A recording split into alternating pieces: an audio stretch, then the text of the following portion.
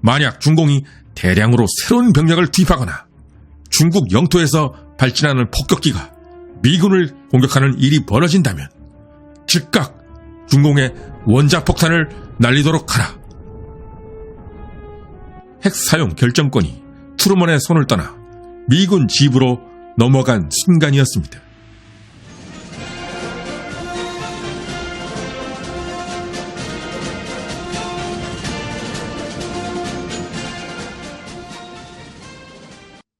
핵무기를 보유한 북한은 최근에 아예 대놓고 남한을 핵으로 위협하고 있으며 이에 따라 한국의 안보도 흔들리고 있습니다. 6.25 전쟁이 끝난 1953년 이후 70여 년 동안 한반도에는 불안정한 평화 상태에서 크고 작은 위기가 있어 왔습니다.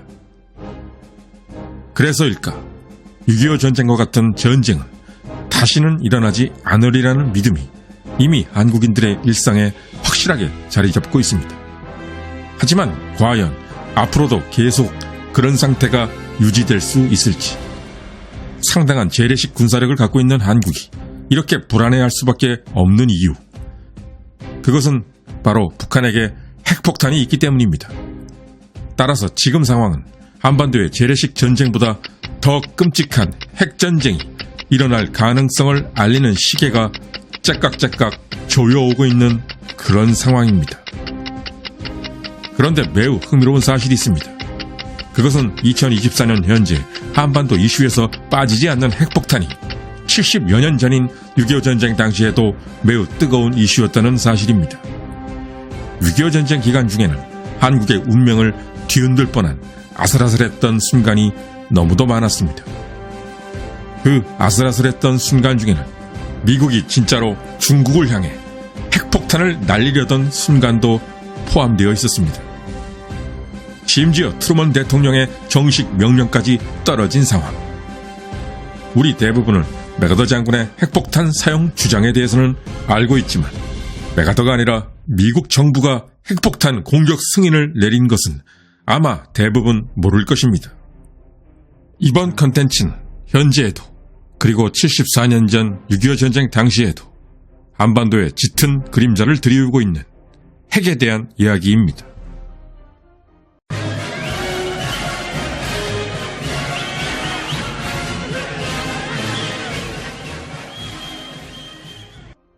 (1950년 11월) 말 압록강 부근까지 국군과 미군이 도달한 상황.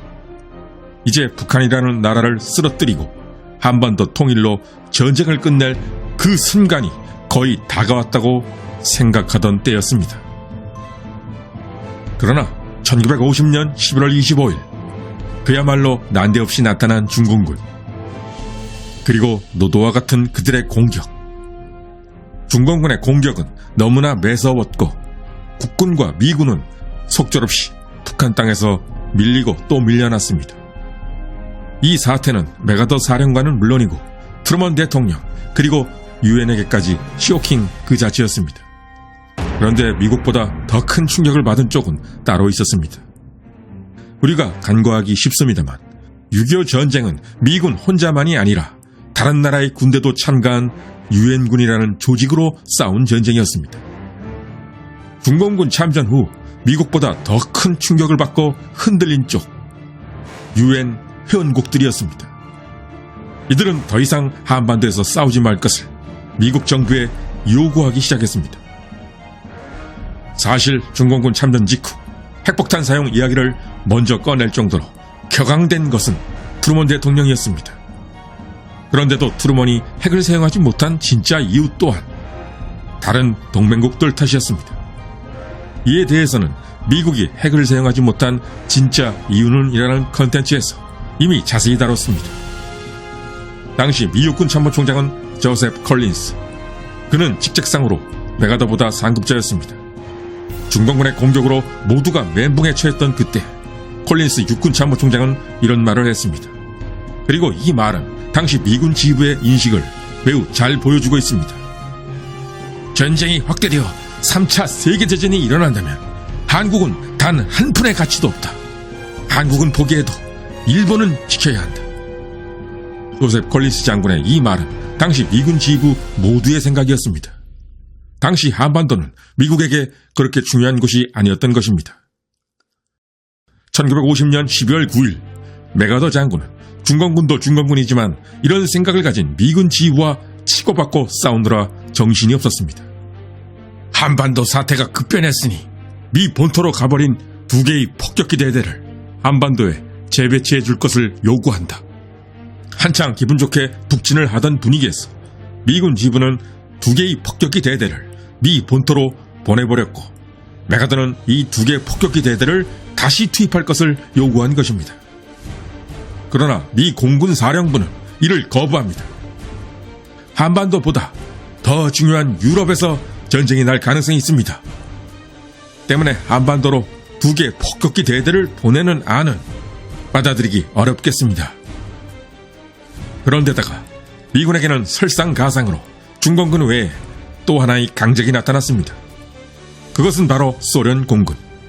소련 측의 기록을 보면 1950년 11월 1일부터 1951년 9월 15일까지 소련 공군은 월 평균 미군 비행기 28.6대를 격추할 정도로 맹활약을 했습니다. 특히 소련의 미그 15 전투기의 성능은 당시 미 공군의 주력이었던 F-80보다 월등했습니다. 미그 15에 대항하기 위해 미 공군의 최신 전투기가 필요하다. 그렇다면 F-86A 세이버와 F-84E 썬더제트 2기종을 보내드리겠습니다. 바로 이때부터 미국과 소련 간의 치열한 공중전이 북한 영공에서 벌어지기 시작했습니다. 그러나 맥아더는 이 정도만 갖고는 만족할 수가 없었습니다. 나에게 핵폭탄 사용권을 줄 것을 요구한다. 구체적으로 26발 정도의 핵폭탄 사용권을 요구한다. 이렇게 맥아더 장군과 미 합동참모본부의 줄다리기가 계속되고 있었고 중공군의 맹공도 계속되는 암담한 상황이 당시 상황이었습니다. 그런데 이상하게도 이 무렵 이승만 대통령은 무척이나 태평했다고 합니다. 이승만은 마치 중공군의 참전을 기다렸다는 듯 전혀 놀라는 기색이 아니었던 것입니다. 이제부터 나오는 내용은 아직 사실로 밝혀진 내용은 아닙니다.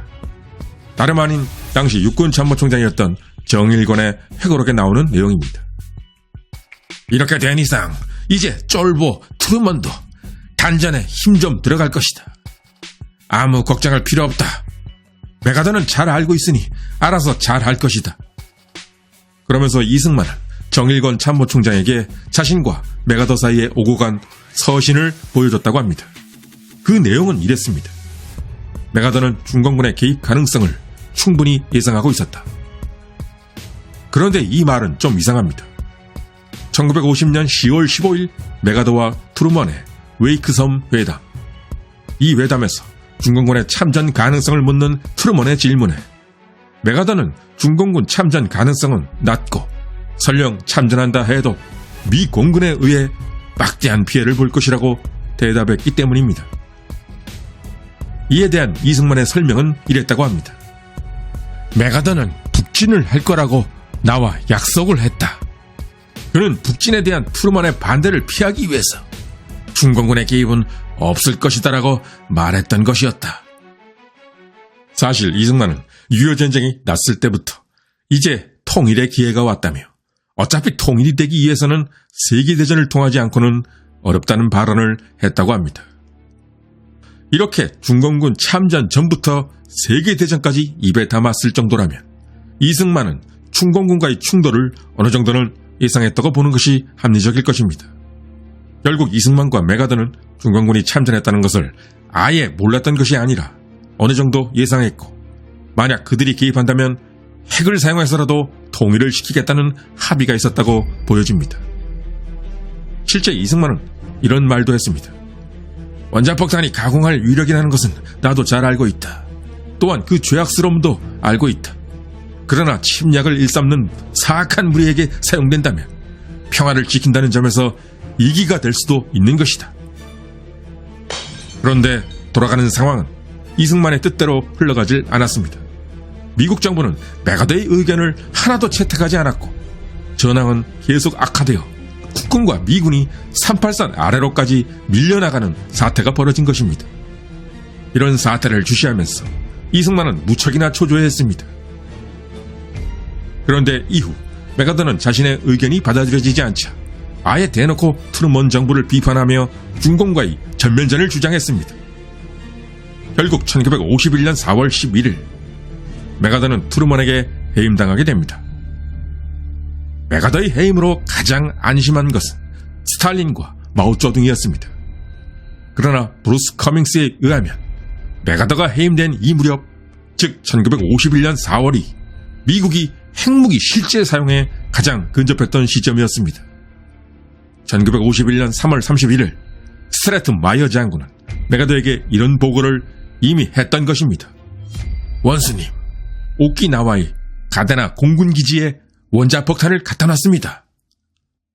그리고 1951년 4월 5일 만약 중공이 대량으로 새로운 병력을 투입하거나 중국 영토에서 발진하는 폭격기가 미군을 공격하는 일이 벌어진다면 즉각 중공에 원자폭탄을 날리도록 하라. 마침내 미 합참의 핵폭탄 사용 명령이 떨어진 것입니다. 그리고 다음 날인 4월 6일 트루먼 대통령은 합참에 이 명령을 승인했습니다. 핵 사용 결정권이 트루먼의 손을 떠나 미군 지부로 넘어간 순간이었습니다.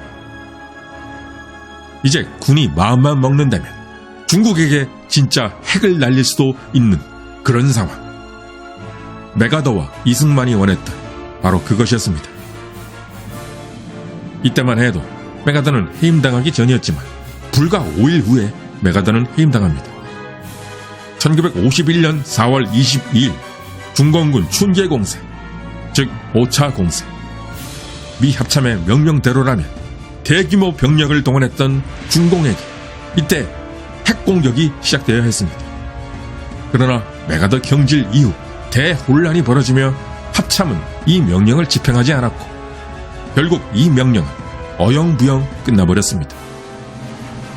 메가더와 이승만이 그토록 바랬던 핵폭탄 사용, 그렇게 해서라도 이루려고 했던 한반도 통일, 그 절호의 기회는 너무도 혼란스러울 때 찾아왔고 마치 어쩔 수 없는 운명처럼 한반도는 지금까지 영구 분단 상태가 되고만 것입니다.